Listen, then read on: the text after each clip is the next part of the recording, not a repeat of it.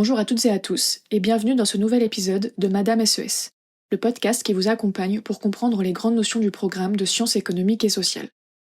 Aujourd'hui, nous allons plonger dans un thème fondamental pour comprendre les dynamiques économiques. Le progrès technique et l'innovation, au cœur du processus de destruction créatrice. Cet épisode sera structuré en 3 parties.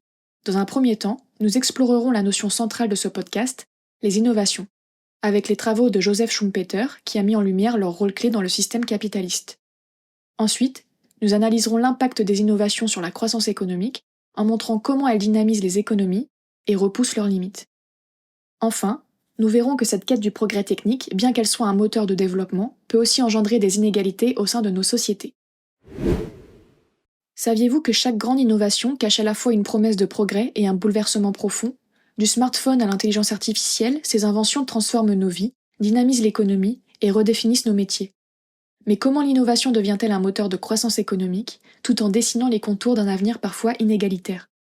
Aujourd'hui, plongeons dans les idées révolutionnaires de Joseph Schumpeter et découvrons ensemble pourquoi le progrès technique est à la fois une chance et un défi pour nos sociétés.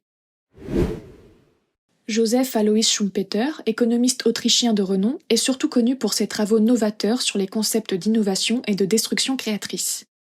Il a mis en évidence une relation étroite entre l'innovation et la croissance économique, montrant comment les transformations technologiques dynamisent les économies et repoussent constamment leurs limites.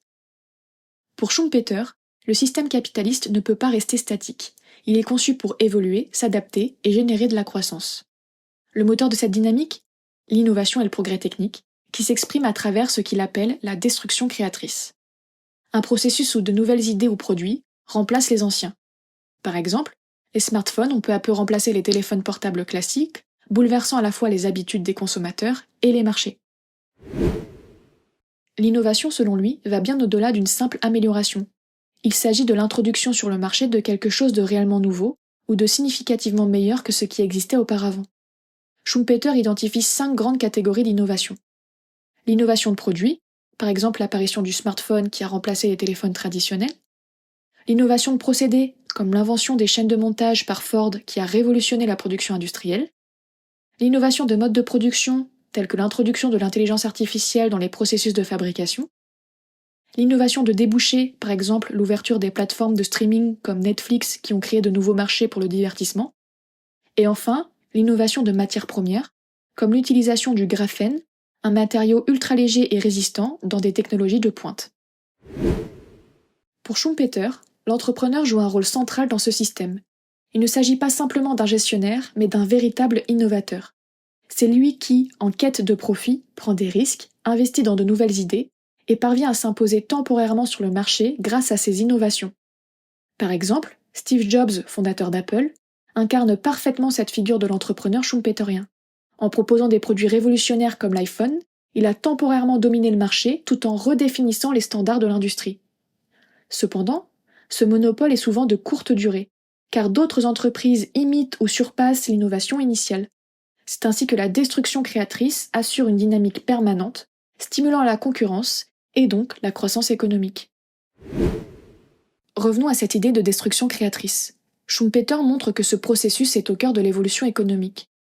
Lorsque de nouvelles idées ou technologies apparaissent, elles ne se contentent pas d'ajouter quelque chose de neuf, elles bouleversent l'existant.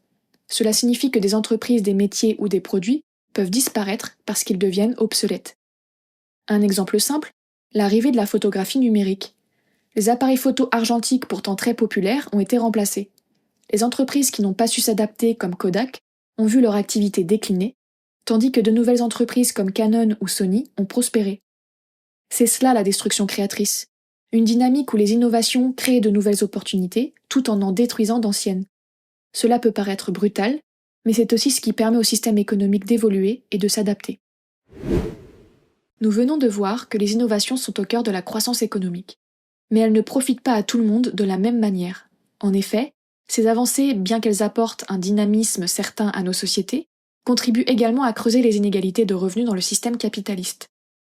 Pourquoi les innovations creusent-elles les inégalités ? Le progrès technique favorise surtout les emplois très qualifiés, au détriment des emplois peu qualifiés ou routiniers. Mais comment cela fonctionne-t-il ? Premièrement, les emplois qualifiés deviennent indispensables. Lorsqu'une grande innovation apparaît, elle crée des besoins en nouvelles compétences, Par exemple, l'arrivée de l'intelligence artificielle ou des énergies renouvelables nécessite des ingénieurs, des techniciens spécialisés ou des développeurs. Ces travailleurs hautement qualifiés voient leur demande augmenter, ce qui fait grimper leur salaire. Deuxièmement, les emplois peu qualifiés sont moins recherchés. En effet, les emplois nécessitant peu de qualifications subissent l'effet inverse. Par exemple, dans les usines, les tâches simples et répétitives autrefois effectuées par des ouvriers sont aujourd'hui souvent remplacées par des machines ou des robots. Cela réduit l'offre d'emploi et donc les salaires associés. Enfin, on observe la destruction des emplois routiniers. Certaines innovations ne se contentent pas de transformer le marché du travail, elles en suppriment une partie.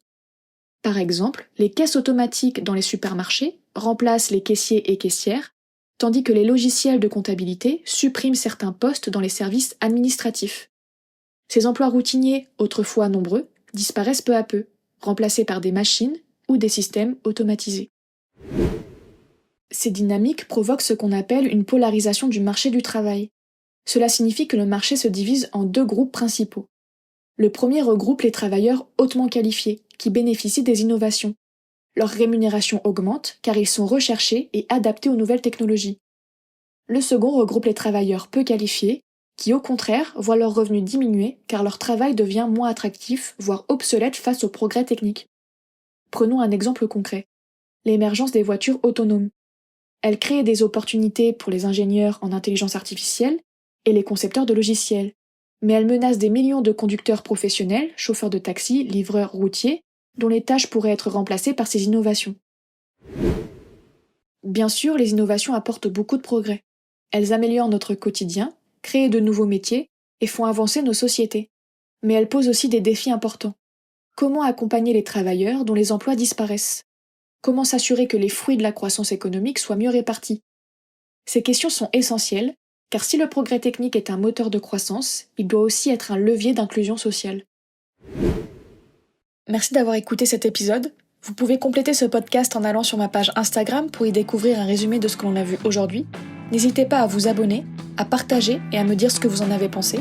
On se retrouve très bientôt pour un nouvel épisode de Madame SES. En attendant, prenez soin de vous.